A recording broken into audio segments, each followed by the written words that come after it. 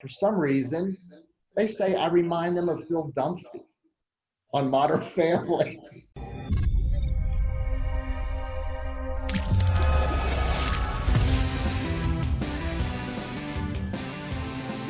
Welcome to Perfusion Rockstars. It is November 4th. This is episode 11, and we are here with Perfusion Life and Perfusion Rockstar founder, Adam Clark. Thank you for joining us, Adam. How are you today? Thanks for having me, gentlemen. Doing well. Great. So a little overview over Adam. He graduated the Johns Hopkins School of Perfusion in December of 1991, where he then went to start his career at the University of Maryland Medical Center, where he worked until 1993. Then returning back to Johns Hopkins Hospital in 1993, where he became the chief in 1996 to 2000. After the year 2000, interested in some personal growth, he obtained his MBA from Loyola College.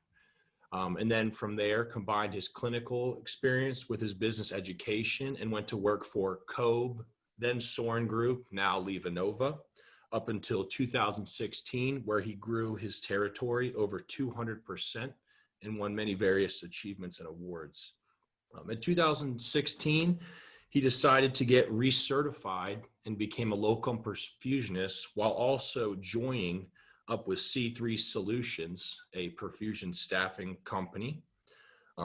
Did that for a couple years, about a year, and then decided to branch out on his own and started Perfusion Life in September of 2017.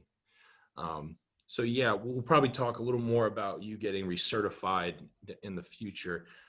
But yeah, that's just a little overview of Adam. Sam, do you want to start off with the first question? Thanks, Todd. Seeing as you got your start in perfusion, what was the moment or what made you decide that you wanted to become a perfusionist? My first job, I had a bachelor's degree in biology, wasn't sure where I wanted to work, what I wanted to do. My fiance and I moved to Baltimore. I went to Johns Hopkins Hospital. Back then, jobs were in binders. So I looked at this big binder and I found a position as a critical care technician with my BS in biology. I was qualified. So I started working in the operating room, and that's where I was introduced to cardiac surgery, perfusion. And then shortly after that, the perfusionist there decided to open a perfusion school.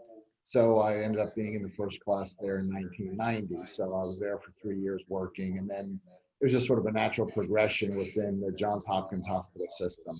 So I always would look at the perfusionists. It looked like it was very easy what they were doing. But once you're in the hot seat, you realize it's not that easy. They were just good at what they were doing and they made it look easy. But it was just a great opportunity to start a career. I felt like it was less of a job and more of a career in perfusion. I wasn't sure I was going to get in because I had some pretty poor undergraduate grades. But they knew me and that helped. And I had, I guess, decent work ethic, and they thought I would make a decent perfusionist. So that was the process. And became a perfusionist, went to school. I'm glad the reason you got to become a perfusionist is because you thought this will be easy. I'm glad that's that was your driving force. It's very good. Well, it looked like a very respectful position, and again, it just looked cool because they were sitting there like controlling the patient's heart and lungs, the function of the heart and lungs during that time, and I don't know, the people that were there. It was a relatively small group back then at Johns Hopkins Hospital, maybe 6 perfusionists. And they were sort of influential in making that career decision. Great. So this is sort of a follow-up question. I think it could have been a part of part 1. What was it like re-entering the field after 16 years of not being a CCP? It was challenging, but doable. I would encourage others that have been out of the profession for a while and want to get back into perfusion that it is possible. I had been in the operating room selling heart-lung machines and perfusion products for 16, 17 years, but it was extremely different going back. Being a perfusionist, very challenging to get back into the sort of the hot seat, if you will, of pumping cases as a perfusionist. You know, when you're younger and you can adapt a little easier, a little quicker, a little faster, and then you get older and you have to wear readers. And, you know, I first went into perfusion, I was 26. And then the next time I went in, I was 50 plus or minus, so 52. A little more challenging as you get older, but if you spend your time studying, you can pass your boards. And fortunately, I had some wonderful people at UNC Hospital in Chapel Hill that supported me. Greg Griffin, the perfusion team there, my sort of clinical instructors, part two, and it was very challenging but rewarding to do it again. Well, seeing as you started as a perfusionist like in your 20s, and then you went back at your 50s, was there someone that influenced you to not only start but maybe even to get back into perfusion throughout your whole career? So initially, I didn't mention, but Steve Thompson at Johns Hopkins Hospital, he's now an administrator, I believe, still in some large health systems. But he was the chief perfusionist at Johns Hopkins Hospital, and he was the one that really was influential in sort of helping me. He and Dennis Rivard, Candace Bancheri, and Bob Baldwin, and Michael. I mean, it was a whole team of perfusionists there that just sort of accepted me back then and made me want to be a perfusionist. But primarily Steve Thompson really helped me there, and then helped me a little later as to be sort of as my path when I was becoming a chief perfusionist and getting my MBA. And he was one of my references, so he did a lot for me professionally, and was certainly a mentor then. Do you have other questions about other mentors in my life or people like that? Because I do have some others that I'd like to touch on. The correct answer is mom, but okay. Well, so that's what I'm saying. I mean, I didn't know, because well, in your professional, your personal could have led into what did your desire to get back into it? Or fortunately, I've always had the support of mom and the family, right? Dawn and you guys, and my parents. My mother and father, and that made it very, not easy, but certainly opened the door for me to continue to go back into perfusion, leave jobs, good paying jobs, and start new careers. So all those people helped me. Joe Mace was also very influential in my professional development. When I was in perfusion to chief perfusionist, was getting my MBA, considering hospital administration, things didn't quite work out as I had anticipated, ended up falling into sales, and that opportunity was there because of Joe Mace, and he's always been a big part of my life and my career path. So another individual that I need to send a shout out to. Fantastic. Something I forgot to mention, it was my first intro. Normally, obviously, Adam does this. This is Sam Clark, my brother, and Adam's other son. He's simply behind the camera, and now we put him in the hot seat, as Adam would say. Because no one else was available. So, yeah, so I just wanted to mention that. I was thinking about that, and then you mentioned family, and Sam is a part of the family, and he's a part of the Perfusion Life team. Hopefully when the bar came up and it all said Clark. Yeah. Hopefully you got the little gist of that. Yeah, so thank you for telling us about people that influenced you. So big question, what does being a perfusionist mean to you?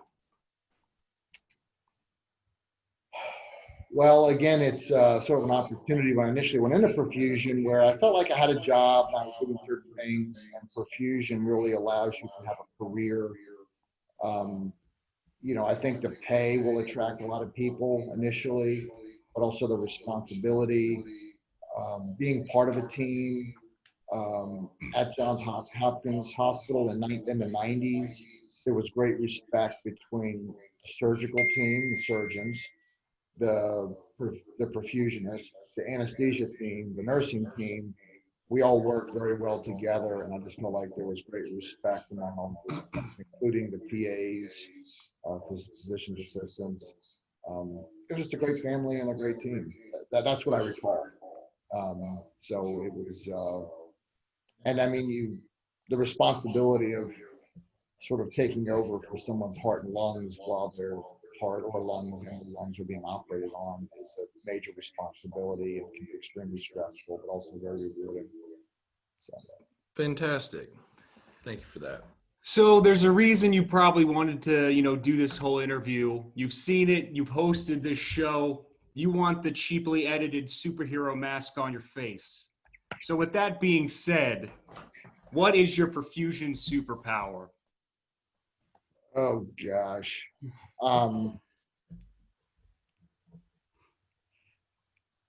I felt like when I'm in the operating room, this has been said before, but I think if you're extremely particular about things, which can annoy your family, that will tend to help you be a good perfusionist. Yeah. Because things have to be in order, things have to be a certain way, so that when it hits the fan, you're kind of prepared and ready to handle things, because you're always going to have emergencies, always things are going to pop up. So I would say that's probably what makes, sort of my superpower, if you will. I also think it's extremely important to be able to get along with others, and I typically have been able to do that. And there's a lot of communication in the operating room, and without effective communication, you're not going to have a good day. So anyway, That's fair. a couple of thoughts. Great. So tell us about a time where things went south in the OR and your, I guess, tightness helped save that situation. Well, so I think of a couple things that happened that weren't necessarily my fault, but I'm going to share this, and maybe I shouldn't, but it was kind of my fault that the problem happened. But in perfusion, perfusion is on bypass. Some cases pull the patient down and use circulatory arrest, so hypothermic circulatory arrest. So this one particular case was in the operating room, a pediatric patient, and the perfusionist cooled the patient down, turned the pump off, called me, hey, can you give me a bathroom break? I got to run to the bathroom. I'll be right back. Sure. So heart-lung machine's turned off. The patient's laying there, no circulation. Surgeon's operating very quickly, trying to get through this circulatory arrest period. And right before he leaves, he says, hey, Adam, while I'm going to the bathroom, can you please take this particular piece of tubing, this vent or sucker that we're not using anymore, attach it to this cardiotomy reservoir and just, drain it. So I said, okay. So I make the attachment, crank it up. What I don't troubleshoot on my own is that was the last port that was available on the cardiotomy reservoir. And so what it did is it sent pressure and air down into the venous reservoir bag. And all of a sudden I heard a hiss, and blood was spraying out of his bag all over the floor while we were arrested. And the perfusionist is in the bathroom thinking that I'm just sort of standing there while he's taking care of things. So he comes back like WTF, with blood spraying all over the place. I'm scrambling. We were not a venous reservoir bag account, so it was an unusual procedure with a particular circuit and flow circuit. And I don't know how many extra components and circuits we had, but we were scrambling. Fortunately, we did get it fixed prior to the surgeon saying, okay, let's go back on bypass. But you only have a limited time when you're arrested like that, and there's no circulation going through the baby. And it was stressful. We ended up getting it fixed, but whew, that was not a good day. Sounds like it. Sounds wonderful. Yeah. Yeah. So starting in your 20s as a perfusionist, and you're now in your 50s, and you own a perfusion company. Where do you, from that perspective, see perfusion heading as a whole? Um, I think there's continuing development in technology. Things continue to change. There's change in procedures, demand. I think there was a period where the expectation was that perfusion may go away because other advancements in the profession may replace the individual perfusionist. Now there seems to be a growing demand, but I still think there's a risk where technology could replace, maybe some preventive therapies and things like that, prevent cardiac surgery in general, and do more things less invasively in the cath lab, medicines, things like that, looking at 10, 20, 30 years or more. But I think in the immediate perfusion position, there seems to be lots of interruption in the profession right now. It seems like nurses have had travelers for a long time. Perfusion seems to be sort of introducing travelers more to the profession and to the market. There's been disruptions in it, including COVID. Unfortunately, that has caused a lot of disruption and created hospitals where you have furloughs and layoffs, things like that. So I don't know how long this traveling piece is here. I think you have a lot of generational issues with different perfusionists looking for different things in their career. So they may be wanting to travel more and do less full-time positions. So from the manpower issue, I just see quite a disruption. Don't know how long staffing and things like that will last with the traveling. But that's kind of what I see from that position. Okay. Great. Yeah. Well, I know that you did I know that you recently did a talk at the MUSC conference about that. So we're glad we could give people a little insight on what you had done, talked about 2 weekends ago. So now we're going to get into Adam.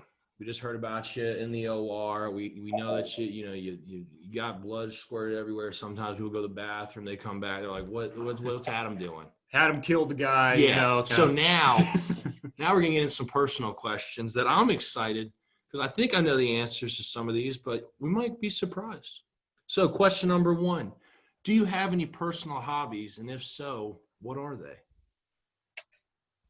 Yeah, I have some that I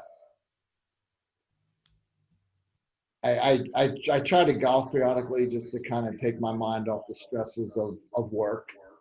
I feel like my job is sort of a 24/7 job, but every now and then I force myself to kind of get away, and I do enjoy golf. It can be frustrating, but at the end of the day, I try to say it's relaxing. He's being humble. I love every time. Being humble. Not every time, but I love I love riding my electric skateboard. I recently fixed up my son Ben's bike, and now I'm kind of riding that. Nothing serious, just kind of going out. Like to walk. I got a unicycle, still learning. I used to be able to ride one. I don't know. It's challenging. Again, in your 50s versus in your 20s or teens, but working on that. And I really just love going away, with mom and family, and kind of getting out of the normal routine and just taking a break and going to the mountains and things like that. So, I don't know. I think that's mostly, most of everything. You seem to be pretty active. Yeah. Most of your hobbies seem to be pretty active. That's good. That's why you're in such good shape. Yeah. As you're getting, as you're progressing into your, 50s, late 50s, it's good to stay active for you. We're happy thanks. For you. We're happy for you. It's a man. So since this is Perfusion Rockstars, and we work with you in an office, so we know, but the people don't, what is your favorite band or music genre, or what are you usually listening to? Well, and it annoys the family when Pitbull comes on. That is great. That a good high energy music. But I really like all kinds of music. I mean, I listen to Taylor Swift. I know we've talked about Taylor Swift on previous interviews. Really, I just like high energy music. It can be country, it can be rock, it can be, kind of progressive. When I was growing up, I mean, I was a big fan of Yes. I mean, AC/DC is great. I mean, I just, I listen to classical, I listen to jazz, depending on the mood I'm in. If I'm working or working out, or if I'm skateboarding, I like to listen to Devo. Besides that, that's probably about it. Everything. Besides everything, Everything. I listen. Yeah. Well, yeah. Well, that's good. Yeah, I wasn't really surprised by anything. Yeah, I mean, you usually like in the most office music. Yeah. In the office, I hear about everything coming. Something that makes you want to dance. Yeah. Not a good dancer, but you like to party though, so that's good. So you told me you've been thinking about this. What's the name of your biography?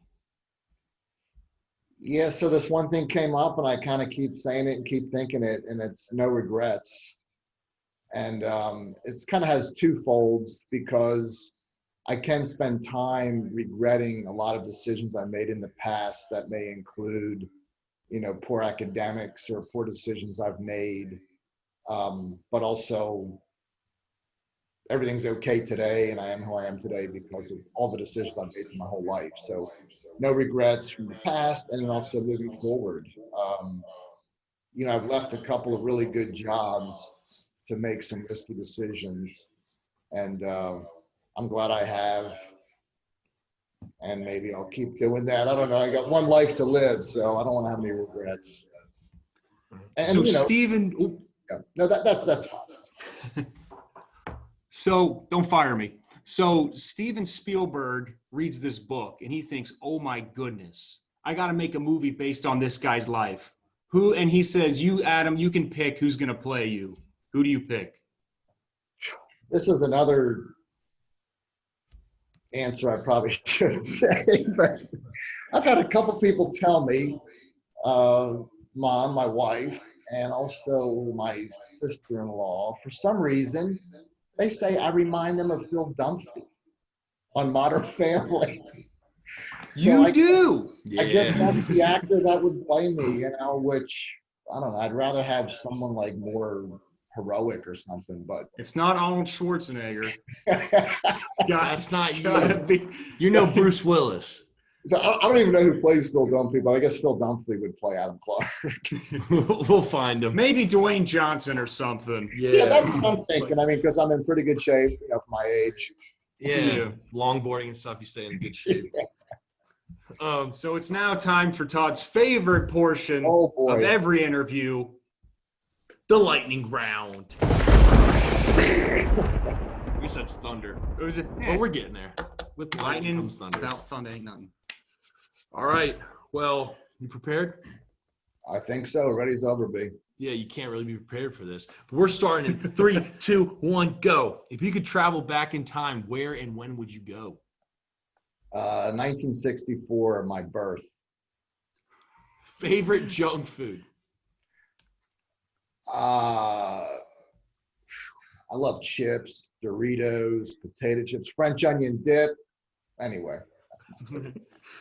Favorite city in the U.S. besides where you live?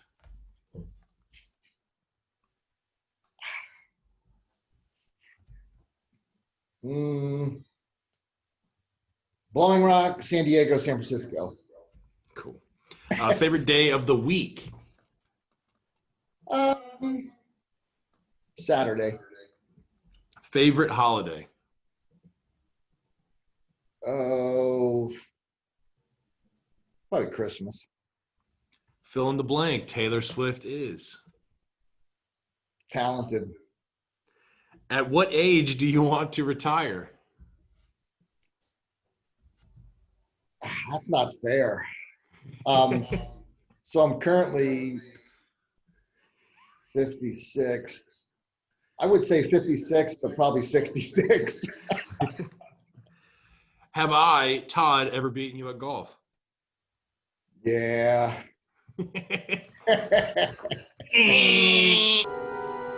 This is Perfusion Rockstars. I think Adam went for the record longest lightning round. Well, I think he might have gotten it. we'll I'm have to sorry. go through the archives. There's probably a couple. Maybe we can modify the name. Hey, but good job. You did a good job. You answered the questions thanks. thoroughly. Now let's run back through and you can defend. So you want to go back to when you were born. Explain. I don't necessarily want to be there for the birth. But what I would like to do is go back to my entire life. There was a lot of things that I did that I have a hard time really remembering the details on. And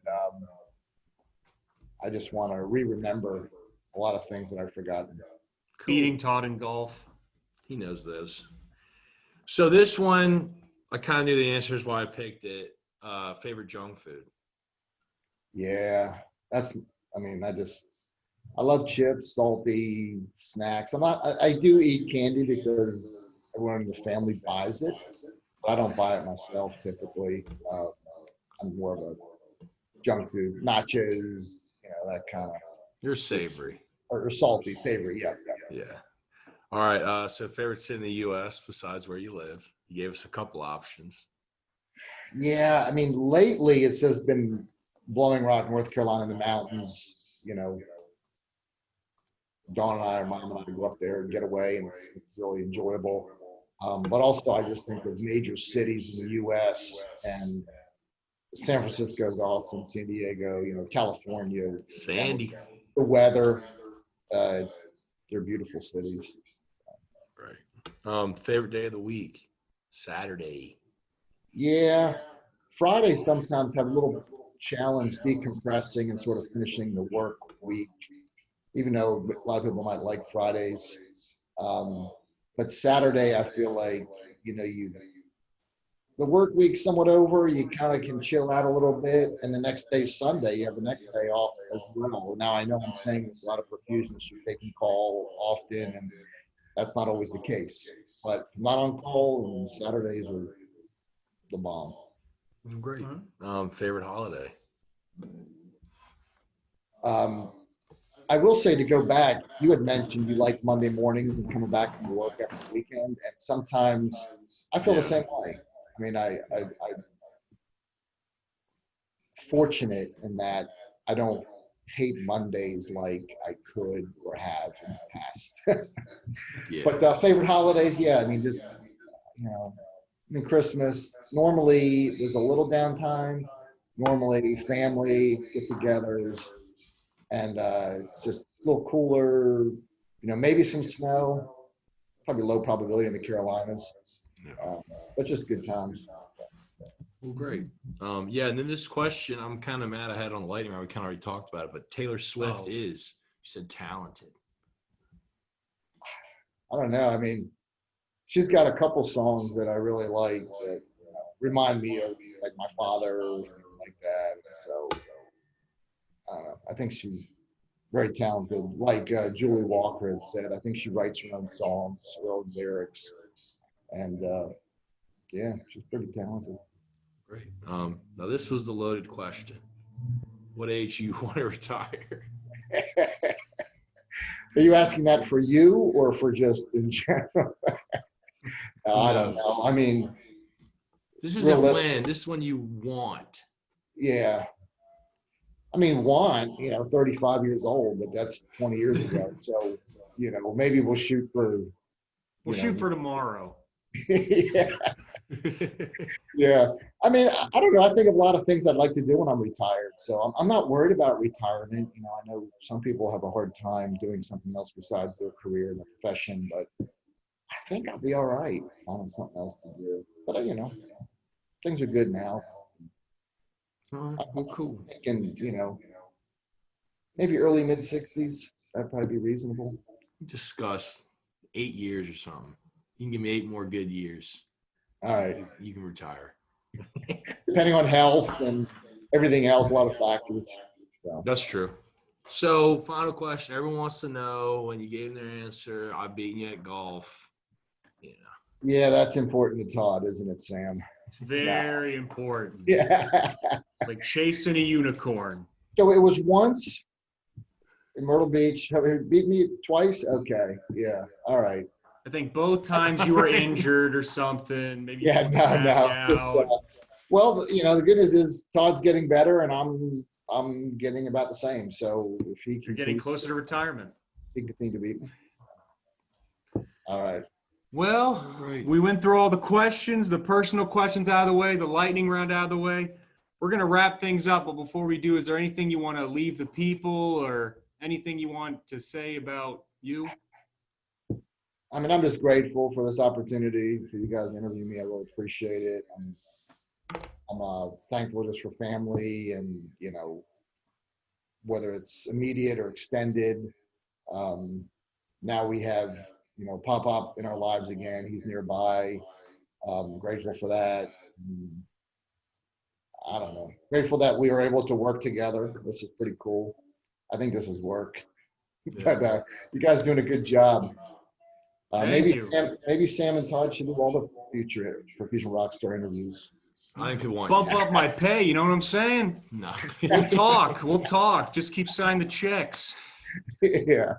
But anyway, We appreciate your time, Adam. Thanks. We really do.